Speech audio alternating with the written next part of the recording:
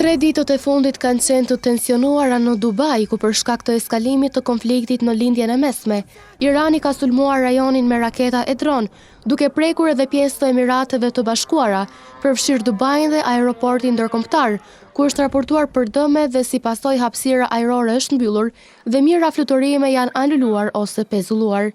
Omar Klapia nga Kosova, biznesmen që jeton dhe vepron në Dubai, në një intervistë virtuale për Mediumin ton, është shprehur se sot situata është më e qetë, por që banorët po mundohen të largohen.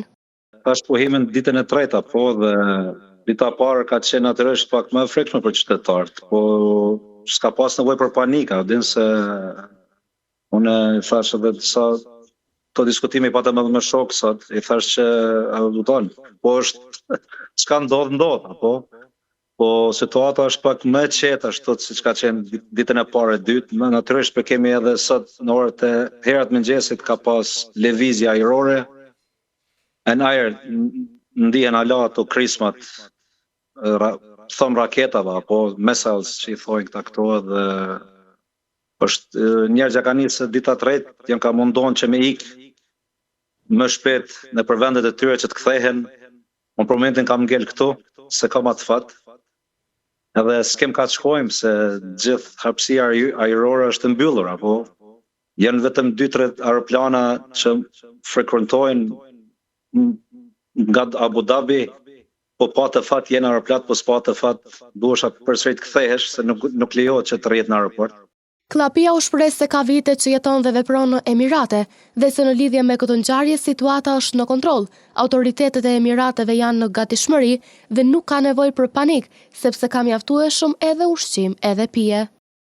Jam shumë i gëzuar që ndodhem edhe në këtë vend, jam bukur shumë vite këtu, gjendem edhe situata është nër kontroll.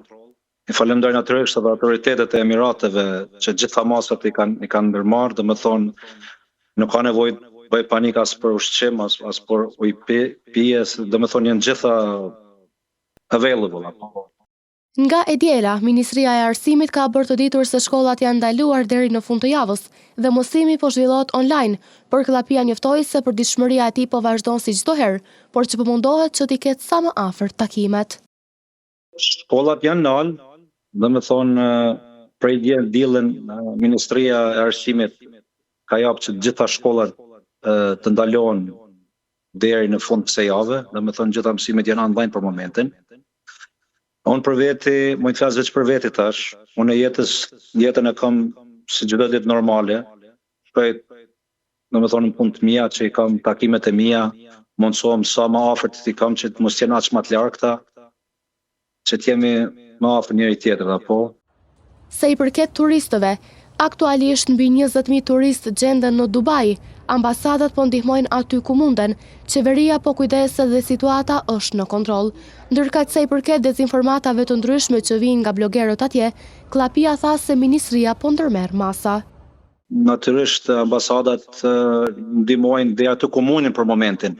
Siç është akomodimi i njerëzve se kanë ngel përmi 20.000 turistë kanë ngel këtu në Dubai apo, që është një numër bukur i madh, edhe një herë falenderoj me të vërtetë se gjitha shpenzimet e hoteleve ku kanë qenë njerëz deri më tani i kanë domethënë qeveria kujdeset për ta. Që është domethënë është situata kontrolluar, se nuk lejohet që të shkojnë nëpër aeroport apo që të rrinë më shumë se disa orë, se ka pas një fatkeqësi në Dubai para 2 natë, natyrisht ka rapu.